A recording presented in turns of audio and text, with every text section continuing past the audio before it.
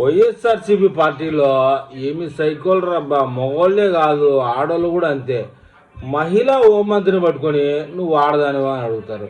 అంటే ఇప్పుడు ఆమె ఆడతనం ఎక్కడ నిరూపించుకోవాలి? వీళ్ళు ముగ్గురు ఉన్నారు చూడండి. మొత్తానికి వీళ్ళ ముగ్గురు ఇవాళ మీడియా సమావేశం ముందు చాలా హల్చల్ చేశారండి. పరువు పోగొట్టారండి వైఎస్ఆర్సీపీది.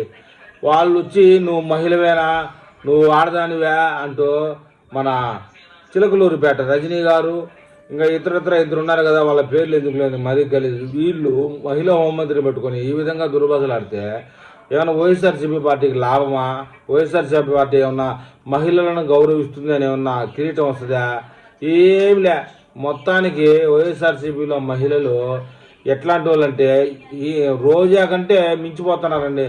ఈ మధ్యకాలంలో రోజా 4 అడుగులు వెనకేసిన కానీ చిలకలూరుపేట రజని ఇంకా ఇతరత్ర 4-5 మంది క్యాండిడేట్లు వైఎస్ఆర్ సోషల్ మీడియాలో అని చెప్పుకునే వాళ్ళు కూడా విపరీతమైన బూతులు ఆమె హోంమంత్రి, ఆమె హోదా కన్నా కొంచెం విలువ ఇస్తామనేటువంటి లేకుండా విచ్చలవిడి బూతులండి. మొత్తానికి ఒక మహిళను పట్టుకొని వైఎస్ఆర్సీపీలో మహిళలు నువ్వు ఆడదానివా అని అడిగితే హోంమంత్రి ఏం జవాబు చెప్పాలండి? కానీ ఆమె మెతక ప్రభుత్వంలో ఉందని అనుకోవాలి. లేదంటే ముగ్గురిని 3 సార్లు దవడలు పగలగొట్టి ఆ జైల్లో వేయకుండా ఆమె కూడా మెతక వైఖరిలో ఉంది. మరి ఈ యొక్క హోంమంత్రి అనిత గారు ఎప్పుడు తెలుసుకొని వీళ్ళకి బుద్ధి చెప్తాదేమో మరి చూడాలి.